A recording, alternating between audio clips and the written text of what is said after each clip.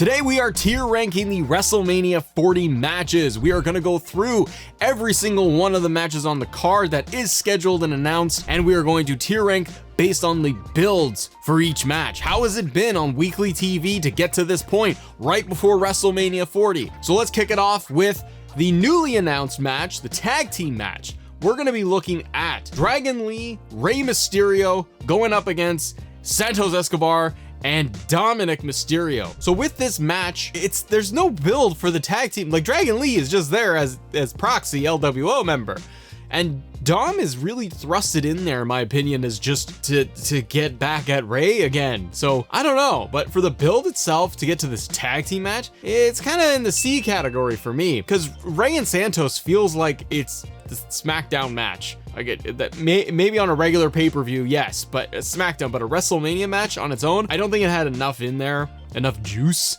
to be making it on the WrestleMania card. This also feels like a very big SmackDown or a B-level pay-per-view match that they are now adding into the WrestleMania card. Glad everybody's getting on the card, but it doesn't have that oomph to me. It doesn't have a lot of build, so it's C tier. We have AJ Styles and LA Knight. Yeah. Okay, this has been going on for months now. And the build is like, it's just because they've been kind of going around each other. Like AJ hit LA Knight from behind because he doesn't like him because he's a heel, and LA Knight doesn't like AJ. Their feud really isn't built off of much. However, the attack, LA Knight showing up at AJ's house, was hilarious. Did it make a lot of sense for continuity and like how these things work and why all the cameras were there? And the body cam footage was excellent. It didn't really make a lot of sense, but man, it was fun and it was hilarious. LA Knight's promo against AJ Styles, really good. And I'm really happy LA Knight and AJ are both gonna get a singles match at WrestleMania. This is like a fun feud to me. This is something that they could just keep going and do the WrestleMania match, and then they could go off and do another match at Backlash. Like, they could keep going head to head. Maybe they throw in like the IC title or the US title down the line, but it's been fun. I wish this had a stipulation though, like if it was like a no holds barred or Extreme Rules, especially Extreme Rules because they're in Philadelphia, would have made sense for ECW, and you never know, they could do that last minute. I feel like that's the one thing this match needs is some kind of hook in terms of the stipulation, like an ambulance match or whatever, but the home invasion match. But anyways, this, I'm gonna give it B tier. I like both LA Knight and I like AJ Styles. AJ as a heel works well, but they haven't done too much. It's kind of been like, where's AJ? AJ wasn't on TV for a few weeks. So at least they did the home invasion angle, and that set it apart because LA Knight's just yelling yeah on the back of the car. So it's silly. Okay, let's look at this match here. This seemed like a foregone conclusion. I was waiting to see if this would get confirmed. We are gonna get Damage Control versus Bianca, Naomi, and the debut, kind of Jade Cargill. She showed up at the Royal Rumble, but we haven't seen anything. She officially signed to SmackDown, and now we are gonna get this 3-on-3 match at WrestleMania. I guess this is the best use of everybody. I would have thought that Bianca and Jade would have been in a tag. I'm glad Naomi is there, obviously. And they have added this in, these layers of Damage Control, Bianca, Naomi having to go and fight all the time.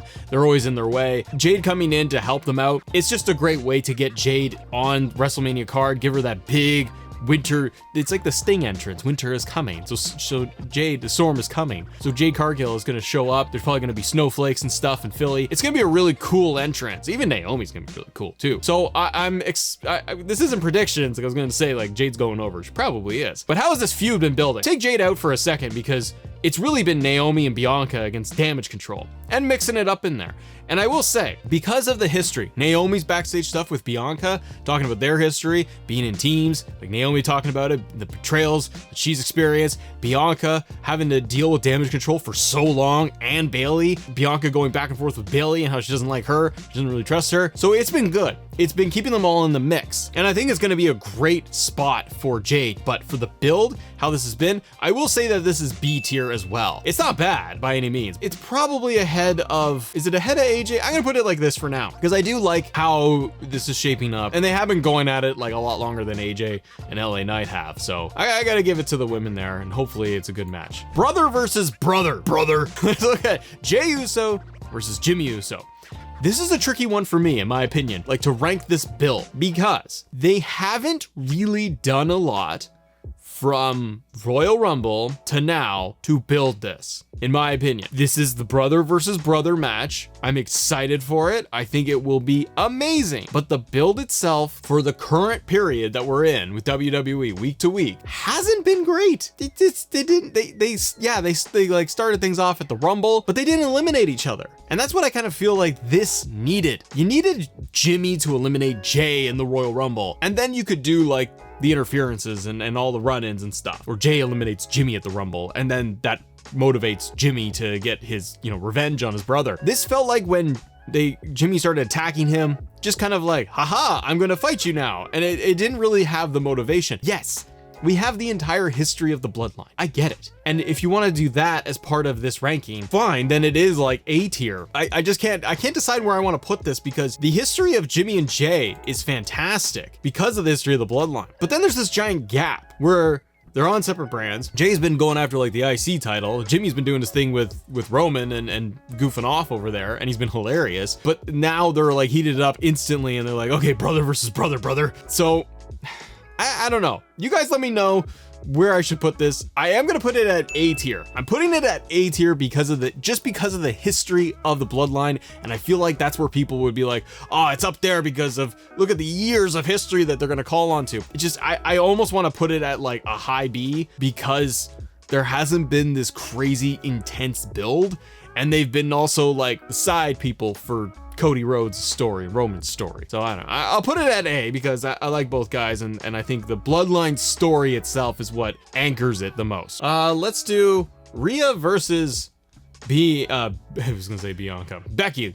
Rhea versus Becky Lynch. Pretty good, but the thing is like their build, their story, their history, it's not like they have been in this crazy feud. The thing I have as like my criticism for Rhea, while she is like top superstar of WWE today, I love it, her feuds for the last year have been like non-existent. She's had just like matches with everybody, Natalya and so on, of just one-on-one, Zelina Vega, like just one-on-one matches, Nia Jax, and that's all well and good. Her story has been more of like her just developing as a top superstar for the whole year and holding the belt the entire time. So it's crazy impressive. But at no point did I ever feel like her belt has been in jeopardy. Becky also is like, she just felt like she was the shoe-in to win the Elimination Chamber. Like that's what the plan was. She was the only one that was getting like mic time to talk really about how like, I'm gonna fight Rhea at WrestleMania, and you're like, okay. I don't know. The promos have been good. It's been good back and forth. I'm putting this at B tier. I'm gonna put it above AJ and LA Knight, obviously, because it has had more juice to it, but it's not week to week TV. I'm not like overly compelled by Becky and Rhea's story. I think early prediction, I think Rhea's gonna win and retain the title, but the feud hasn't really like bubbled over. It's been like a mix of Nia Jax in there too. So these two have kind of, I feel like they have missed out on like this super intense thing, that one little ingredient to really set it apart. And I just feel like, yeah, it's either B tier or it's an A tier story. The story itself hasn't been like crazy good. Let's do the United States Championship. This to me is a B tier because Logan Paul, Randy, and Kevin Owens, you can't even see them on this little graphic here, but you can see it's a great combination of superstars. Logan Paul, I'm actually a fan of his work now. Yes, he was always good in the ring, but I didn't care for Logan Paul and just as general as a person. Him in WWE now, the way he's projected as a heel, it totally works. Kind of think he might retain the title. I don't know yet. This kind of feels a little bit thrown together. Like I would have liked to have seen Logan Paul versus Randy one-on-one. Kevin Owens, I get why he's involved. He's been going with Logan Paul for a while, but they've already had their singles match. And then Randy's in there, and Randy came back, and you need Randy in a prominent spot. So it's gonna be fun. It's gonna be a good match. But the week-to-week build, it's been a little bit of just like teasing the RKO, teasing the stunner. They've kind of been going after Theory and Grayson Waller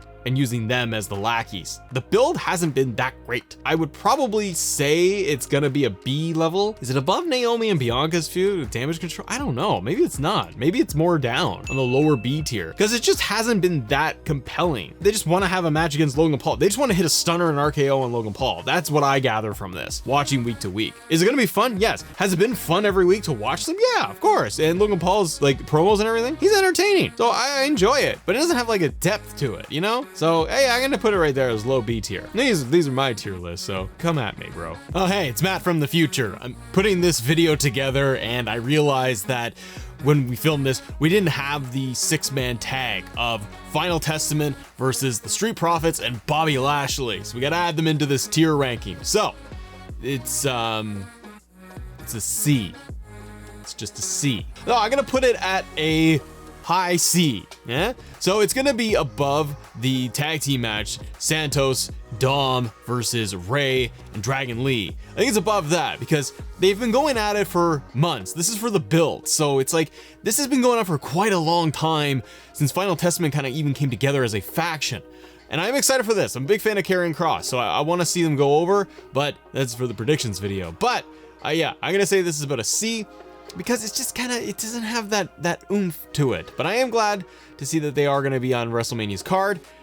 I think it did come together because Street Profits got taken out of the tag team match, the tag team ladder match, so they got the motivation there. So it's like the high C level to the lowest B. You know what? No, screw it. I'm putting the Final Testament as lowest B tier, below the tag team ladder match, because I think they deserve it. There you go. Back to the show. Let's do Bayley versus Io Sky. To me, this is A tier. I really like this, and I'm gonna put this above Jimmy and Jay. Yeah, I did that. I really love the Io Bayley story. One, because I'm glad Bayley won the Royal Rumble. Two, you've had Bayley and Io and Damage Control all together as a group, as a faction, since they debuted at SummerSlam, what is that, 2 years ago now? This is a long-term booking, long-term storytelling. And you finally had a natural progression with this. And then when Kairi Sane came back, she entered the fold, and it really changed up the dynamic. As soon as Kairi Sane showed up, and you got Asuka in there, that's when it really changed. You had the Kabuki Warriors running the tag division, and it changed it all up. And it went from there. And the backstage moments between like when Bayley was gonna get like turned on and she knew about it, all of that really played into it. They've had a really strong build. I wish there was and it's been a lot of like Io not hitting her with the belt, like not going after Bayley. She's been hesitant. So it's like, oh, is she actually gonna do it? And is there gonna be any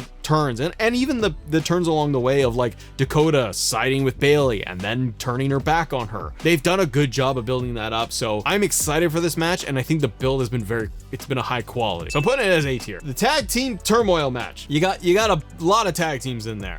Like a little tiny picture there. I mean, you got Judgment Day. You got, what is it? Awesome Truth is in there too. You got DIY. You got Pete Dunne is in there. You got a lot more teams in there. So that tag team match itself is interesting. I think, number one, there's not much build. Like, what's the build? The fact that they had qualifier tournaments, which was a little confusing because they had like pre-qualifier tournament matches to get to the qualifying match, to get into the thing in the ladder match. I am excited that we're getting a ladder match at WrestleMania. That to me is top tier because I love having Money in the Bank at WrestleMania. It's like you could have the tag team match to kick off WrestleMania night 1 or 2, and like that's gonna get the crowd really hyped and hot. What I wonder about, and this will be in our predictions video, is like, are they gonna split the belts? That's been a big question mark. How is this build though as a tag team thing? It's not great. It's really not, because it's just qualifying matches. To me, it's a low C. To be like, is it above Dom? And kind of, because it's like at least they've been giving it TV time every week for like who's gonna get in the tournament, but it's just been qualifying matches. There's no real story there. Judgment Day hasn't felt like they are going to lose the belts at all. So I'm gonna put it as like lowest B, because Finn and Damian Priest have not felt like they are going to lose these belts. A lot of the story has been Awesome Truth and R-Truth like coming up, and I like New Catch Republic. So there's a lot of good ingredients in here, but because it's just been qualifying matches getting the ladder match, the ladder match itself is the selling point. See what's gonna happen in there. So because there has been like no like deception with Judgment Day, or them feeling like they're gonna break up, or even them being worried that they're gonna lose, it's kind of been whatever. So it's a low B tier. Next up, we're gonna have the Intercontinental Championship. Gunther, Sami Zayn. How has this build been? It's a B to me. It's a B to me. Why? It would have maybe gone to a high B to an A if Chad Gable was the one going into the IC title match. And I say that because I think Chad Gable Gunther would have had a more compelling story behind it, since they've like had the matches and Chad's lost and he has to climb back and persevere and all that stuff. And Sammy's kind of the same thing here. It's just not as hot as I want it to be. Now, but Sammy's promo on Raw against Gunther, and then like they did the continuous shot backstage, really well done, really well executed. I am excited for the match. I think it's gonna be a banger. I don't know necessarily if Sammy's gonna take that title, but where does it rank amongst all of these feuds? It's up there pretty high. I mean, it's above AJ and LA Knight, that's for sure. I probably put it just behind Becky and Rhea in terms of their build week to week on TV. I think Chad Gable would have been a much more interesting ingredient if they put him in there, or they made it a triple threat and they don't want to do another triple threat mid-card title match because you already got one with the US title. If you did have Chad in there, the story would have been a little bit deeper. This is all about seeing who can finally take down Gunther. And Chad has been in the background, but like, what's he doing at WrestleMania? The Battle Royal? Ugh. Which I don't think I have on here. I don't have it on this list. I think they announced it, but whatever. The ranking for the Battle Royal shall be, I'm not even doing a prediction of the winner, but how has the build been? I think it was like a social media post, so it's a C. It's a low C. Anyways, I'm gonna say that, yeah, Gunther, he's going over here, just behind Becky Lynch and Rhea. Next up, I'm saving the other ones for last, the main events. All right, we got Drew McIntyre, Seth frickin' Rollins.